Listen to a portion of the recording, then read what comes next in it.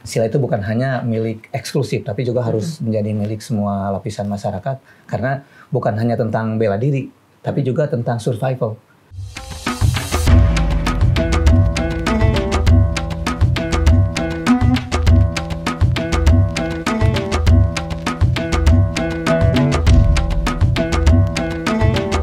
Budaya maju, budaya unggul bangsa maju, ayo ngobrol. Assalamualaikum warahmatullahi wabarakatuh. Salam sejahtera buat kita semua. Sahabat budaya, selamat datang di obrolan mengenai budaya maju bersama saya Bayu Oktara. Ini adalah program yang diinisiasi oleh Direktorat Pengembangan dan Pemanfaatan Kebudayaan, Direktorat Jenderal Kebudayaan, Kementerian Pendidikan dan Kebudayaan Republik Indonesia. Di mana program ini adalah tayangan atau media alih pengetahuan dalam proses regenerasi kebudayaan di Indonesia. Dan di obrolan kali ini yang akan kita bahas adalah mengenai silat, jurus tradisional berdaya global. Kalau ngomongin soal silat, rasanya paling pas kalau ngobrol dengan beliau, sosok yang sudah hadir bersama kita semua. Seorang ayah dan juga anaknya hadir juga. Ayah dan anak ini atlet juga, aktor juga. Lalu kemudian banyak sekali kegiatannya, bahkan dengar-dengar katanya sang ayah juga menjadi guru bahasa Inggris di Garut. Dan film-filmnya saya yakin Anda juga pernah menonton, ada Alif Lam Mim, lalu kemudian The Raid 2, John Wick 3, lalu kemudian Wiro Sableng dan masih banyak lagi. Gundala juga ada. Nah, makanya langsung aja kita akan ngobrol dengan Kang Cecep Arif Rahman dan Faris Fajar. Apa kabar? Alhamdulillah. Sehat Kang Cecep? Sehat Faris? Alhamdulillah. Alhamdulillah waktu sekarang. Wah, luar biasa. Alhamdulillah waktu sekarang kita sehat semua ya. Kang, pertama-tama saya mau mengucapkan selamat karena silat sudah ditetapkan oleh UNESCO sebagai warisan budaya yang luar biasa. Satu kebanggaan bagi bangsa Indonesia tentunya. Nih ngomong-ngomong di masa-masa sekarang kegiatannya lagi sibuk apa aja Kang Cecep? Berbicara tadi tentang silat sebagai warisan budaya tak benda ya. Itu memang patut kita syukuri dan banggakan. Tapi juga memiliki beban yang lumayan juga. Karena kita harus mempertahankannya. Bagaimana warisan tersebut benar-benar akan menjadi warisan. Bukan hanya misalnya warisan kita tapi malah terwarisnya ke orang lain atau ke bangsa lain kan. Tidak lucu gitu kan. Nah itu akan menjadi beban kita. Makanya kenapa saya sangat lebih antusias sekali untuk mengadakan berbagai aktivitas. Baik melalui film tentu saja karena memang hal yang sudah saya geluti juga saat ini. Lalu tentu saja tidak lupa yang patut kita ini kan lewat pendidikan, jalur sekolah. Ini juga memang kita terus tingkatkan selain lewat non formal di perguruan-perguruan masing-masing perguruan pencaksilat. Ini juga sekarang sudah lumayan lebih dikembangkan karena dengan adanya silat menjadi warisan budaya tak benda diakui oleh UNESCO ini, semangat para guru-guru dan pesilat jadi lebih tinggi gitu kan untuk mempertahankan budaya mereka akan tetap eksis dan dimiliki kita. Wah, ini satu hal yang menggembirakan tentunya kalau kita punya kebudayaan dan begitu lestari di sini dan diakui oleh dunia. Dan yang paling penting bukan hanya tentang bela dirinya kan kalau tidak salah kalau hanya bela dirinya dari Malaysia juga mengajukan dan diakui juga. Tapi yang lebih dari kita itu bukan hanya tentang bela dirinya tapi juga budaya pendukungnya. Seni dan budaya pendukungnya. Jadi bukan hanya sisi action atau bela dirinya tapi juga bagaimana kultur bangsa kita yang menjadi background dari pencaksilat tersebut juga diakui sebagai warisannya. Ini menarik nih, karena tadi Kang Cecep juga sempat menyebut bahwa negara lain juga ada silatnya, ada bela dirinya. Kalau di Indonesia, sejarah silat sendiri itu seperti apa sih Kang perjalanannya? Kan sebenarnya banyak versi, apalagi kalau kita pernah kan sama-sama di Gatot Kaca ya. Betul. Waktu kita buat teaser kan memang kita juga ada cerita versi dalam film juga yang mungkin itu hasil penelitian juga bahwa ada katanya dulu itu Sundang Kali zaman Majapahit itu silat sudah dikenalkan ke masyarakat sebagai bentuk nama itu. Namun yang sudah diyakini atau dipercaya masing-masing perguruan Silat mulai dikenalkan ke masyarakat luas itu bukan hanya di lingkungan eksklusif itu kan, kalau dulunya memang eksklusif hanya di lingkungan kerajaan atau di lingkungan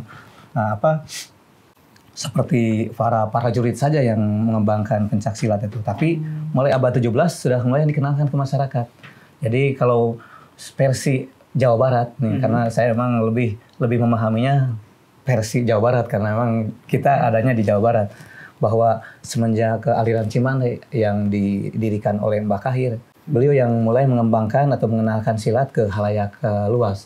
Bahwa silat itu bukan hanya milik eksklusif, tapi juga harus menjadi milik semua lapisan masyarakat. Karena bukan hanya tentang bela diri, tapi juga tentang survival. Survival itu tidak hanya menjaga keselamatan itu, bukan menjaga diri itu bukan hanya tentang melawan lawan secara orang, tapi juga melawan hal-hal lain. Yang penting bagaimana kita menghadapi masalah bisa survive, bisa mempertahankan diri.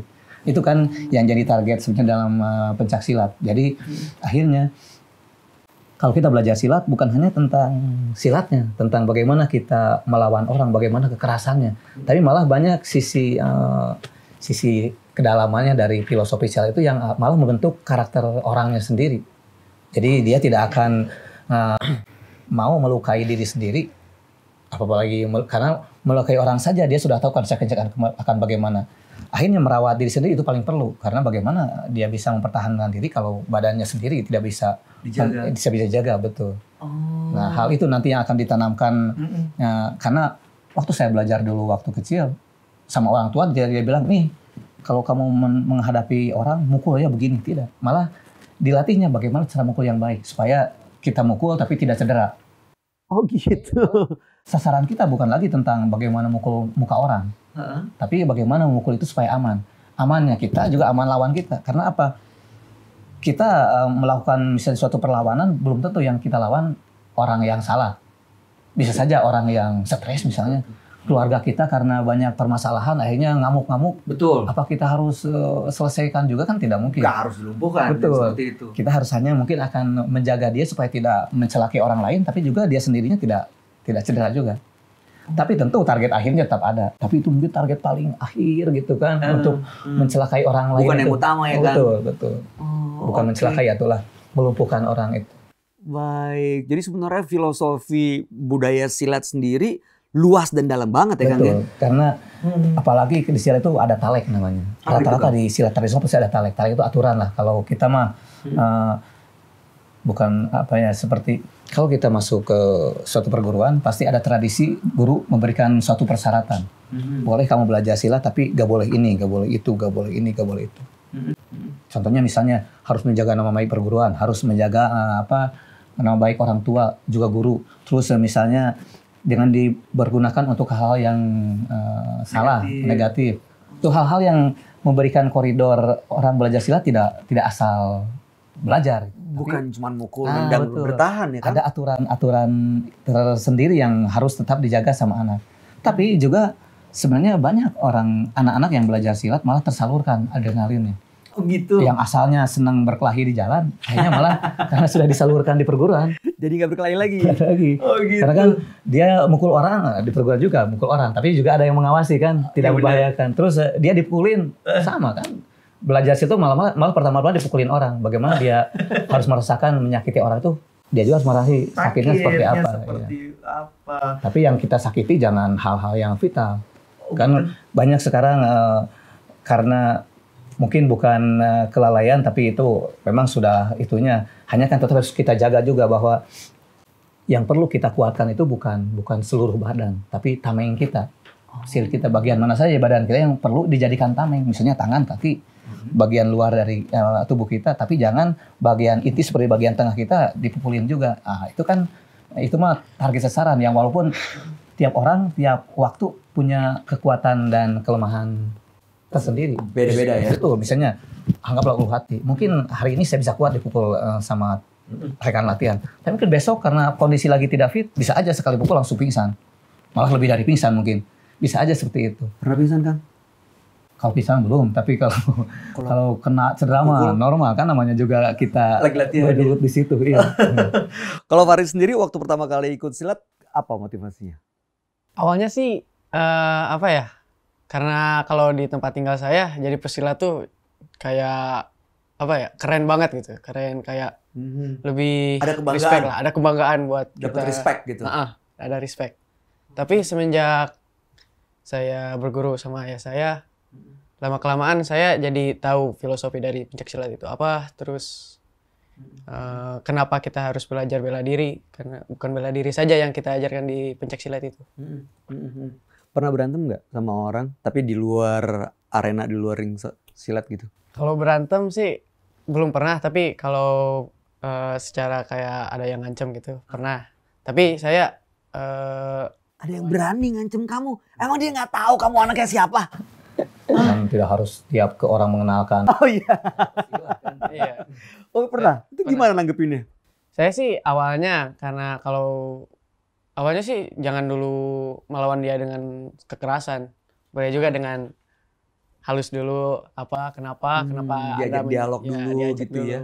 Kalau alasannya masuk akal ya saya bisa minta maaf, atau dia yang salah saya bisa lawan gitu. Itu soal minta maaf, mengakui salah, diajarkan juga di budaya silat, Kang? Tentu harus kan seperti gini. Tadi apa yang seperti dibilang sama anak saya, bahkan kita harus berteman dengan rasa sakit itu. Berarti kita harus memaafkan orang yang mukul. Kan seperti tadi saya bilang kan, belum tentu lawan yang mukul kita tuh lawan. Malah di pertama kita belajar, guru kita yang mukulin kita. Jadi kita kasih tangan, tapi tangannya bukan kepala. Kita kasih tangan, dipukulin sama guru. Yang tadinya kita meringis sampai jadi ketawa. Kan akhirnya kita menahan sakit kalau sudah gimana lagi, tinggal ketawa kan akhirnya. Dan harus sampai bengkak 3 kali. Astaga. Jadi dari mulai sakit jadi gatal. Dari akhirnya sama guru, sekarang coba katanya lawan. Kalau dipukul balik ke mengeraskan. Akhirnya dari sesi ketiga, setelah bengkak yang ketiga kali, kita yang harus balas mukul. Nah, di sana kita berteman dengan, berarti kalau kita sudah bisa berteman dengan rasa itu, berminta maaf mah mudah jadi.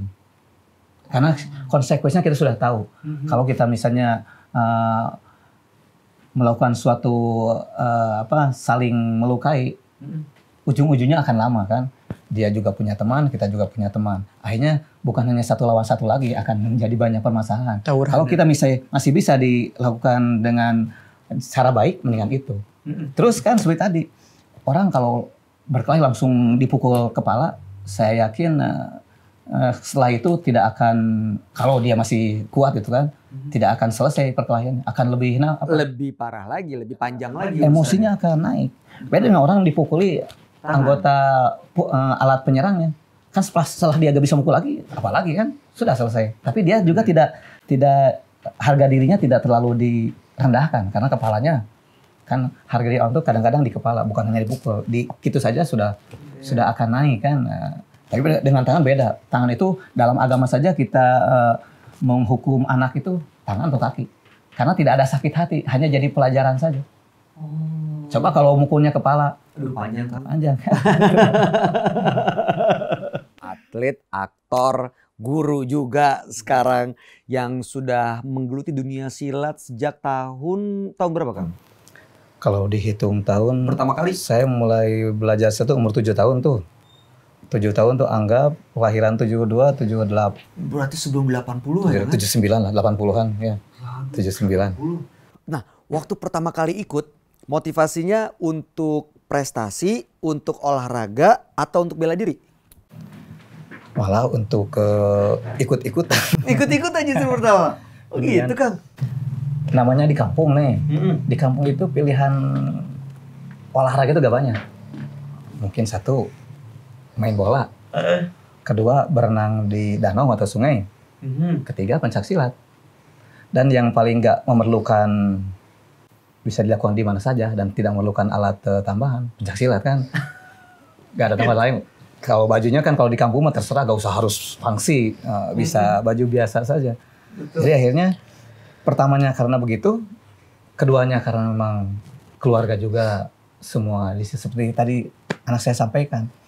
Karena memang melihat bahwa silat, apalagi sekarang silatnya sudah ada di film, sudah ada di pertunjukan dunia juga. Akhirnya anak berimajinasi bahwa silat itu keren. Dulu mah tidak kan, waktu semasa saya Beda ya, Kak? bukan tentang keren dan tidaknya, tapi itu seperti budaya yang dikembangkan oleh orang tua kita di kampung kita. Jadi kita harus bukan harus ikut lah. Kita senang saja mengikutinya karena kita tahu tiap waktu ada orang sunatan, ada pencaksilat. Orang menikah openingnya kalau di Betawi mungkin palang pintu, kalau di Jawa Barat dulu ada upacara adat lah. Sama menerima ada persyaratan menerima perwakilan laki-laki itu dengan syarat misalnya harus mengalahkan perwakilan dari laki-laki. Ada kalau di Bogor sepeda perebut seeng. Nah, kalau di Jawa Barat biasanya digabung tuh. Antara seperti palang pintu dan seperti perebut seeng di Bogor. Oh gitu. Nah, seperti itu. Jadi akhirnya pencaksilat itu seperti jadi bagian dari budaya kita. Anak sudah terbiasa bahwa silat itu bukan tentang bela diri akhirnya, tapi tentang sesuatu yang senang saja diikuti karena teman-teman juga mengikuti, orang tua juga seperti itu. Oh gitu. Nah, akhirnya dari umur 7 tahun sampai 12 tahun hanya sebegitu motivasinya karena senang saja teman ikut. Terus karena orang tua juga bergelut di sana, akhirnya kan kita seperti yalah senang saja ikut karena jadi mainan sehari-hari kita. Bener. Tapi setelah mulai SMP tuh sudah tuh sama kakek saya diarahkan bahwa silat itu tidak harus hanya di kampung sendiri, coba belajar ke guru lain supaya punya referensi yang lebih banyak. Akhirnya dikenalkan ke guru saya yang di luar kampung. Jadi dari rumah itu harus kira-kira 40 menit lah berjalan kaki. Terus kan orang tua saya punya pesantren. Jadi saya harus selesaikan dulu mengaji. Jam 9 tuh baru selesai tuh.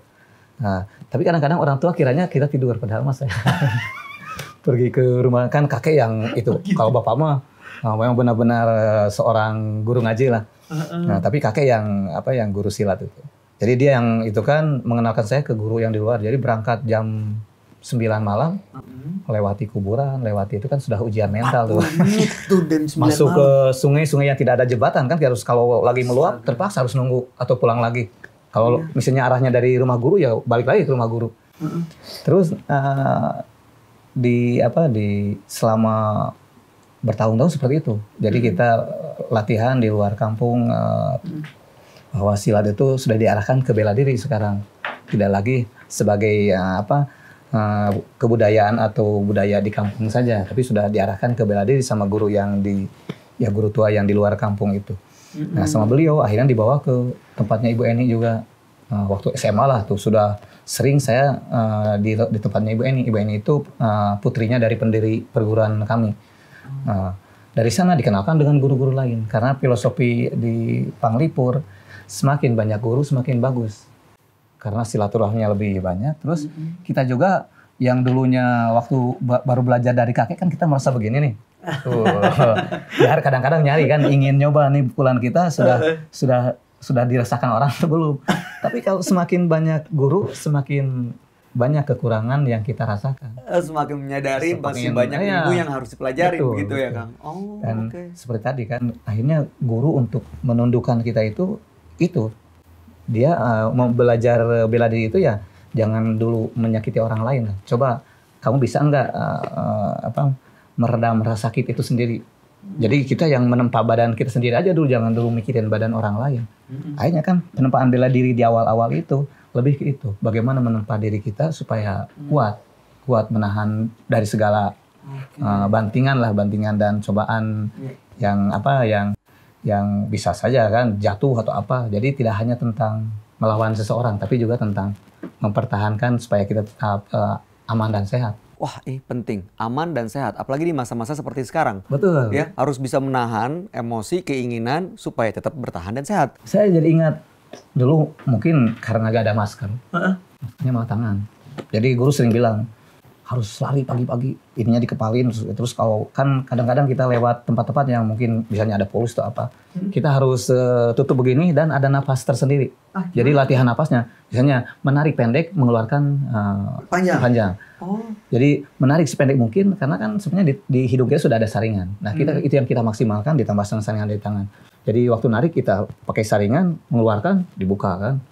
Nah itu sudah. Jadi sebenarnya di dalam silat itu tentang mempertahankan kesehatan dan rasa dan keamanan buat badan itu sudah dipelajari dengan detail kan? Alami dan betul, detail ya alami, dari betul. sananya sudah dipelajari. Jadi pas ada seperti ini malah kita mah dengan anak-anak tetap menjaga protokol kesehatannya, tapi juga tidak mengurangi porsi latihan kita, karena latihan itu malah sebagian dari cara kita untuk bertahan kan, untuk tetap sehat dan aman. Untuk tetap sehat dan aman. Kang, kalau dilihat kan perjalanan Kang Cecep silat dari umur 7 tahun sampai sekarang begitu besar kecintaan Kang Cecep terhadap silat. Apa yang bikin silat itu begitu indah dan menarik buat Kang Cecep? Seperti tadi yang kita sampaikan kan, silat itu menjadi bagian dari budaya kita, bukan hanya tentang bela dirinya, tapi juga unsur yang mendukung, unsur pendukungnya. Seperti tadi, kadang-kadang dalam permainan anak-anak, kita sudah dibiasakan bagian dari latihan itu sendiri. Dulu ada namanya kita bilang galang, saling kuat. Jadi dengan teman sudah lagi bukan tentang mindsetnya, bukan tentang mukul, tapi siapa yang paling kuat. Oh gitu. Asal beradu tangan kan, di sisi luar, sisi dalam, terus kaki juga, itu sudah bagian dari permainan. Terus ada main ayam-ayaman dulu, tapi main ayam versi orang silat mah 2 jari. Betul. 2 jari saling ambil kan, siapa yang ambil dipukul boleh. Pukulnya bukan ke kepala, ke tangan. Ke tangan. Iya. Dan boleh ngeles. Nah, itu kan jadi kadang pendidikan yang memang diinikan ke permainan, tidak hanya harus jadi akhirnya latihan itu tidak harus selalu apalagi dulu kan belajar silat tidak di dojo atau tidak, kalau istilah sekarang dojo kan, dojo perguruan gitu ya, padepokan, tapi di rumah guru. Disingkirin kursi-kursinya, sudah latihan di situ. Jadi dulu sering dibilang memangnya kalau kita pas ada masalah harus nyingkir harus cari dulu tempat yang lapang, kan tidak. Kalau ke serempetnya di situ ya udah harus di situ kan. Jadi kita harus terbiasa dengan medan yang apapun. Sama latihan juga seperti itu. Kenapa misalnya saya tidak suka dengan budaya bela diri lain? Tetap suka. Seperti ginilah. Orang yang senang sepak bola, apakah karena saking fanatiknya dengan gaya sepak bola daerah sendiri, jadi tidak suka dengan gaya sepak bola di luar negeri? Tetap aja suka. Ada orang yang bagus, tetap juga kita juga ingin meniru. Benar. Bukan meniru tekniknya, tapi jadi referensi buat kita untuk memaksimalkan teknik kita. Sama dengan pencaksilat. Dengan kecintaan kita terhadap silat, malah kita menjadikan bela diri sebagai referensi. Karena bagaimana kita tahu bahwa teknik kita sudah cukup lumayan kalau tidak tahu referensi dari bela diri lain. Karena kan silat itu seperti adaptasi progresif. Bagaimana kita bisa membela diri dalam semua waktu, semua zaman.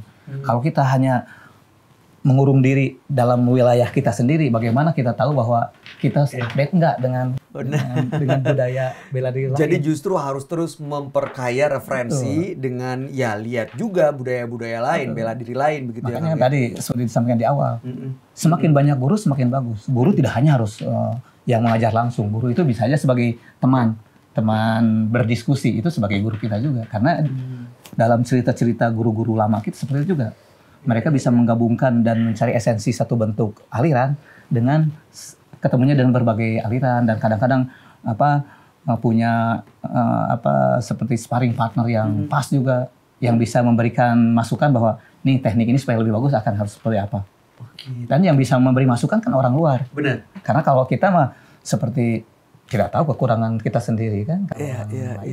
Melihat. Bisa melihat. Oh, oke. Jadi salah satu alasan kecintaan Kang Cecep terhadap silat karena ini adalah budaya Indonesia yang perlu dilestarikan. Dan keterkaitan dengan budaya lainnya sangat erat.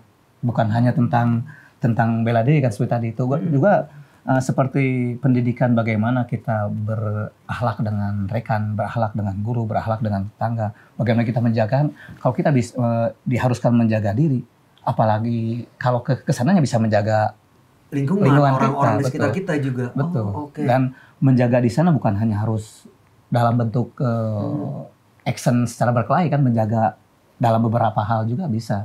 Seperti sekarang, bagaimana kita mengingatkan ke anak-anak supaya mereka juga punya tanggung jawab untuk mengingatkan orang tua dan tetangga mereka untuk tetap sehat dan aman di masa seperti ini. Oh, jadi ternyata filosofinya tuh banyak sekali dan dalam sekali ya Kang ya. Nah, saat ini kan UNESCO sudah menetapkan silat sebagai warisan budaya tak benda. Nah, tanggapan teman-teman pesilat lain gimana tuh Kang? Nah, tentu buat kita semakin bangga dan punya tanggung jawab yang besar kan untuk tetap mempertahankan esensi dari silat itu sebagai warisan budaya tak benda ini.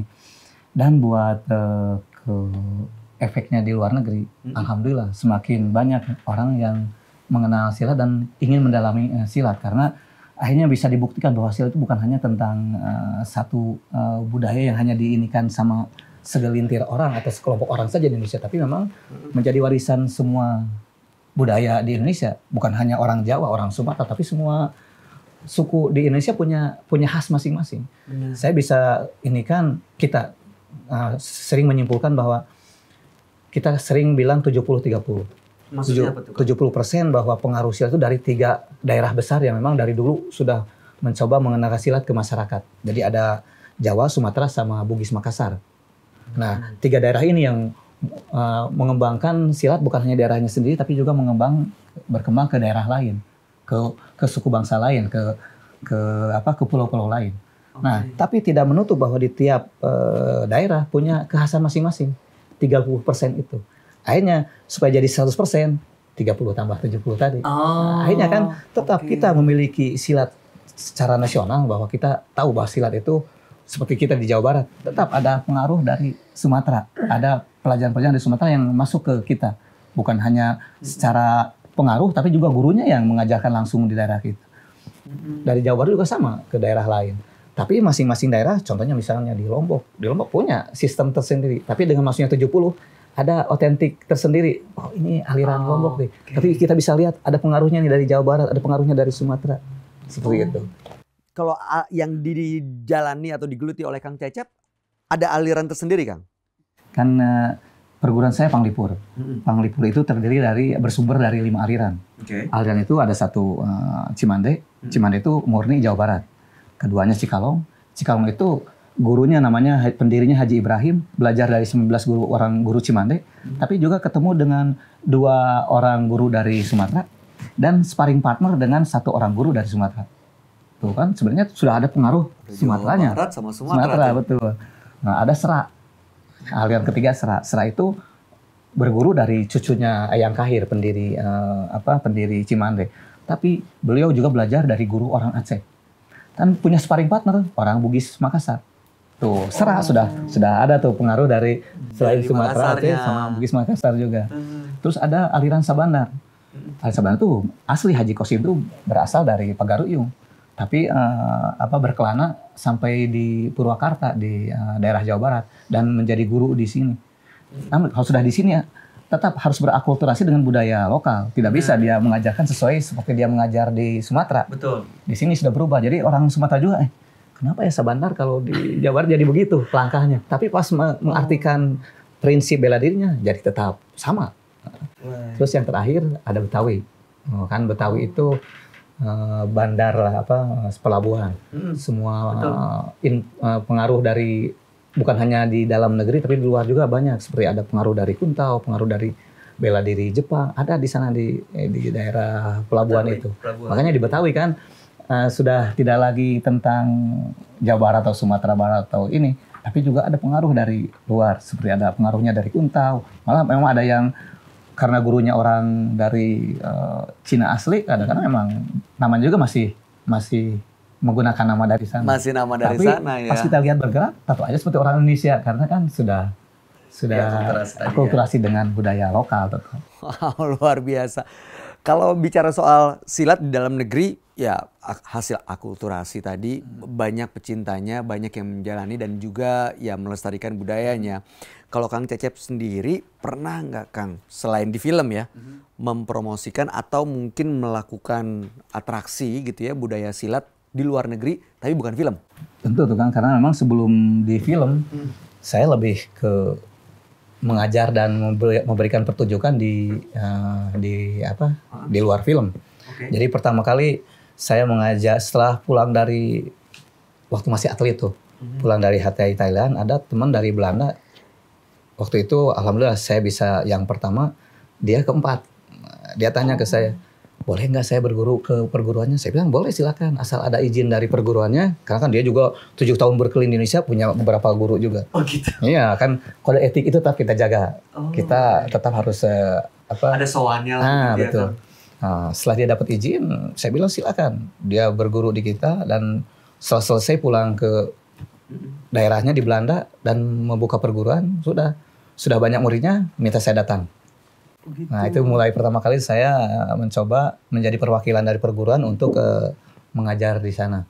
Nah dari mulai 2000 tuh tahun 2000.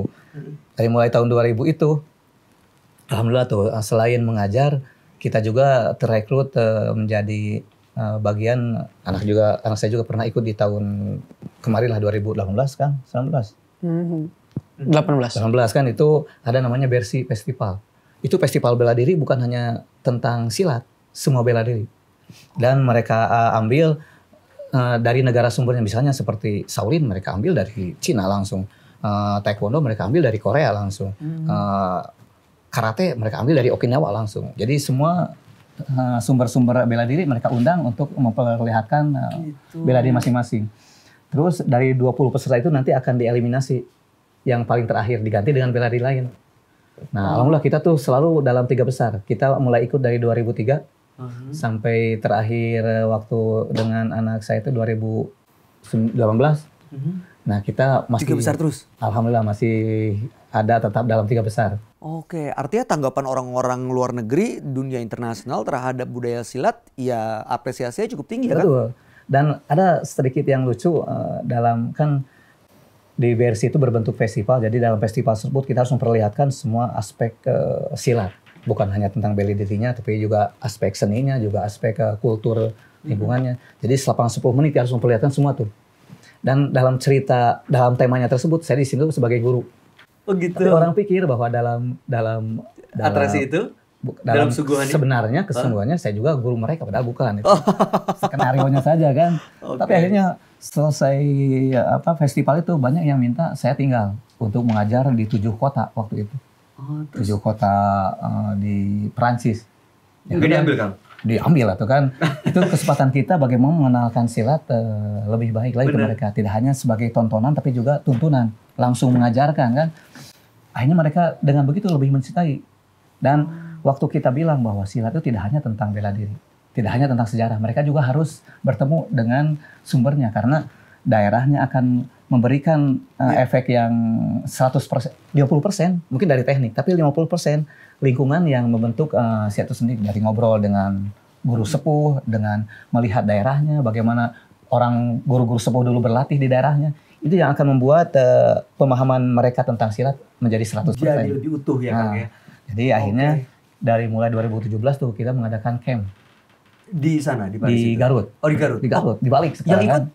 Nah, dari mana pesertanya? Ikut dari waktu itu 15 negara. Wow. Jadi semua kan setelah di Perancis itu saya sering juga, karena biasanya perguruan yang di Perancis punya teman tuh. Di Belgia punya teman, di Italia punya teman, di Inggris. Akhirnya saling kasih tahu. Tuh katanya kalau mau tahu tentang silat Jawa Barat, coba ikut saya, undang saya. Udah akhirnya dari mulai 2013 sampai 2018 lah, enggak 2000 yang lebih 2008. 2003 sampai 2008 saya sering keliling. Jadi setelah festival langsung mengajar selama 3 bulan. Gitu. Nah, dari mulai ke sini dibalik akhirnya. Saya pikir sekarang waktunya mereka yang datang ke kita. Karena kalau kita datang ke sana mereka hanya tahu saya. Betul. Secara pribadi. Kalau mereka datang ke sini bedanya apa Kang? Mereka tahu perguruan kita, tahu sesepuh kita, tahu lingkungan sekitar kita, juga tahu sumber-sumber yang ada dalam perguruan kita. Seperti misalnya di Panglipur ada Cimande, mereka bisa langsung datang ke Cimande untuk tahu. Atau kita undang tokoh dari Cimande. Terus selain kita mengenalkan berbagai aliran yang ada dalam perguruan kita, juga mengenalkan aliran dari lain. Jadi kita sering mengundang juga guru-guru dari Sumatera, dari Jawa untuk sama-sama berkumpul dengan kita, dan mereka dikenalkan bahwa silat di Indonesia tidak hanya satu bentuk, banyak aliran. Akhirnya kan mereka sekarang bisa paham bahwa silat tidak bisa dibilang seperti satu aliran saja. Ternyata banyak. Banyak alirannya dan mereka itu bisa daerah masing-masing punya kekhasan tersendiri. Karena budayanya akan mendukung cara pembelaan dirinya, cara mengembangkan kurikulumnya. Baik, ya, ini menarik banget ya, apalagi sampai mereka datang ke sini mau berguru, berkenalan dan mencintai silat. Nah, satu hal yang jadi perbincangan banyak orang adalah saat waktu itu Kang Cecep di film John Wick 3. Itu atraksi dan juga jurus-jurus silat ya keluar di situ semua. Apa rasanya mukul Keanu Reeves Kang?